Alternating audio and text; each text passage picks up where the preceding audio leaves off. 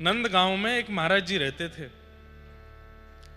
तो वो महाराज जी का नियम था कि वो रोज जो मधुकरी लेकर के आते थे ब्रजवासियों के यहां से, उसमें से थोड़ा सा अंश निकाल करके और बाहर पधरा देते थे। तो जो जहां उनकी कुटिया थी वहां आसपास कुछ कुकर आदि कुत्ते आदि घूमते थे, वो लोग पा लेते थे। कुछ वर्षों तक उन महाराज जी का यही क्रम चलता रहा। मधुकरी लाते, थोड़ा अंश बाहर छोड़ देते। एक विशेष कुकर था, वही पाता था उसको। कुछ दिन के लिए महाराज जी कहीं चले गए। कुछ दिन बाद जब लौट करके आए तो रात्रि में रोने की आवाज आने लगी। तो वो महाराज जी बोले, भाई कौन रो रहा है? कुटिया के बाहर तो कोई दिख नहीं रहा, रो कौन रहा है? तभी एक आवाज आई और उसने कहा कि महाराज, मैं एक प्रेत आत्मा हूं और मैं प्रेत बन गया हूं। आपसे ही मेरा उद्धार होना लिखा था, इसलिए मैं कुकर बन के आता था और आपके मधुकरी के बाद जो आपका उच्छिष्ट होता था उसको पा रहा था। मैं कुछ अंश और पाना था, वो पाते ही मेरी मुक्ति हो जानी थी, पर आप पता नहीं कहां चले गए तीर्थ यात्रा के लिए, मेरे वो अंश रह गए हैं और अब मैं फिर से प्रेत योनि में भटक रहा हूं। तो महाराज जी बोले, तुम कैसे प्रेत योनि से मुक्त हो गए?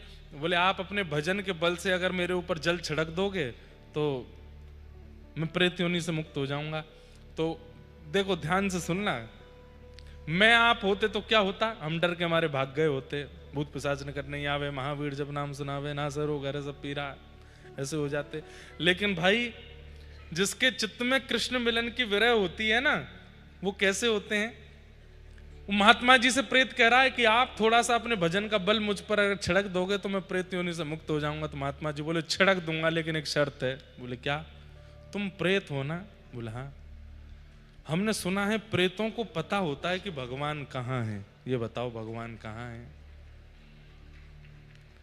बोले, भगवान ये क्या पूछ रहे हैं? बोले, वही पूछ रहा हूं, हमको भी हाँ इतने वर्ष हो गए भजन करते करते, पता नहीं कितना समय लगेगा ठाकुर जी के दर्शन में।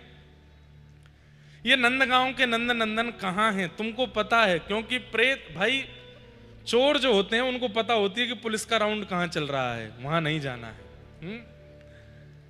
जहां पर पुलिस राउंड लगा रही है वहां जाके चोरी करेंगे तो मरेंगे।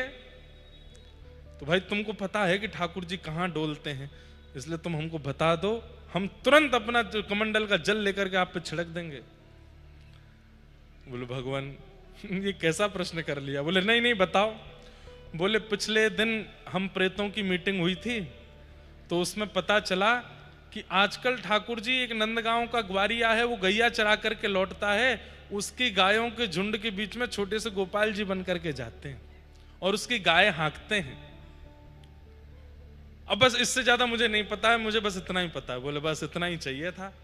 जल लिया, छिड़क दिया, वो प्रेत तो मुक्त हो गया। और बाबा अगले दिन बैठ गए दोपहर में। गैया चराता हुआ एक ग्वारिया आ रहा था, खूब सारी गाय उसके। ग्वारिया निकल गया, बड़ी बड़ी गैया निकली, जैसी छोटी छोटी मछली और बछियाओं का आया, तभी क्या देखते हैं, एक नन्हा सा गोपाल, ऊंची धोती पहनी है, सिर पर स्वाफा पहना है, छोटी सी छड़ी हाथ में लगी है और हो करते भय हाँकते हुए छोटी छोटी बछियाओं को धीमे धीमे छड़ी से स्पर्श करते हुए हाँक रहा है। बाबा के तो नेत्र सजल हो गए, दौड़ करके गए और उन बछड़ा बछियाओं के झुंड के बीच से जाकर के छोटे से गोपाल जी के चरण पकड़ लिए और चरण पकड़ करके बोले, मिल गए श्याम सुंदर, मिल गए नंद नंदन, अरे मिल गए छैल छगनिया गोपाल, अब नहीं जान दूंगा। वो वास्तव में किसी ब्रजवासी का बालक ही था, गोपाल जी नहीं थे। अब वो बालक तो रोवे, अरे मैया देख मुकु बाबा ने पकड़ लियो, मैया देख ये बाबा मुकु पकड़ के ले जाएगो, अरे मैया मेरी कहो करती वन में मत जाइयो, बाबा थैला में धर के ले जाएगो, आज बाबा मिल गो मुकु थैला में धर लेगो। खूब रोमे, लेकिन वो बाबा नहीं छोड़े। अरे तुम चाहे जितनो रो, चाहे तुम यशोदाएं बुलाओ, चाहे देवकी, आज नहीं छोड़ूंगो, आज बहुत दिनों बाद मेरे हाथ पड़े हो, अरे कहाँ चलो जाएगो, नेक मेरे हृदय से लग जाओ, नेक मेरे गाल छू दो, नेक मोते बाबा कह के बोल दो और यूं कह दो दई तो को मुक्ति, बस और कछु नहीं चाहिए। और वो छोटा सा बालक, वो तो रोवे सो रोवे, चीख है। बाबा के तो बिल्कुल मत रो। अरे देखो कैसे मोटे मोटे आंसू, लाला नाटक मत करो, ये सब तुम्हारे नाटक है, हमें पता है। नेक हाथ धर दो। और रोता हुआ वो बालक हाथ धर रहा है, यूं कहो बाबा। अब रोते रोते ठाकुर जी बाबा, और ठाकुर जी थोड़ी है, वो तो बेचारों कोई ब्रजवासी बालक है। बोले अपने दोनों सिर, दोनों चरण मेरे सिर पर पधरा दो। नीचे सर रख दिया, और वो बालक रोते रोते अपने चरण पधरावे, और यूं के वो मेरे सिर पे हाथ धर कर दो। बोले मुक्ति दई। और वो बालक बेचारा रोते रोते के पहले मुँह तो छोड़, वो मेरी मैया के पास जान दो। बोले नहीं छोड़ूंगो, पहले कहो मुक्ति दई। छोटो बालक मचल गयो, जोर जोर से मैया मैया चिल्लाने लगो। तो वो बाबा बेचारे बड़े व्याकुल हो गए। समझ गए ठाकुर जी मेरे भजन में ही कमी है, मेरे भजन में ही अभी रुकावट, मेरे भजन में इतनी योग्यता नहीं जो आप मुंह को मुक्ति नहीं दे रहे हो, यही मारे चिल्ला रहे हो, रो रहे हो। नाथ अब मैं प्राण त्याग दूंगा, आप चाहो ना मैं आपको छोड़ दूं। ठीक है मैं छोड़ दूंगा। जैसे ही छोड़ो हाथ, ठाकुर जी से उस संत की व्याकुलता देखी नहीं गई। था तो वो ब्रजवासी बालक, पर उस बालक में से नंद नंदन प्रकट हो गए, और प्रकट होकर के दोनों वरद हस्त रख दिए बाबा के ऊपर। बोले दई मुक्ति बाबा, अब आइंदा मत पकड़ियो। बोले कछु दिना और भजन करो, कहीं हल्ला मत करियो, मैं कहां हूं, और भजन करके तुम निकल लो यहां से।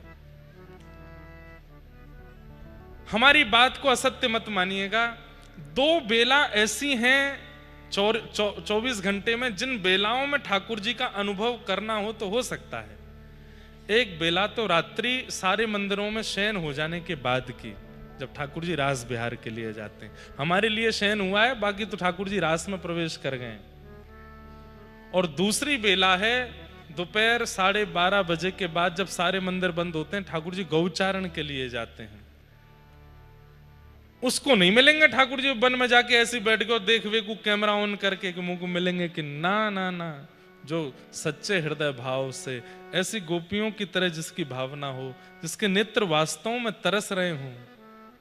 आहा दरस बिन दुखन लागे नैन, दरस बिन दुखन लागे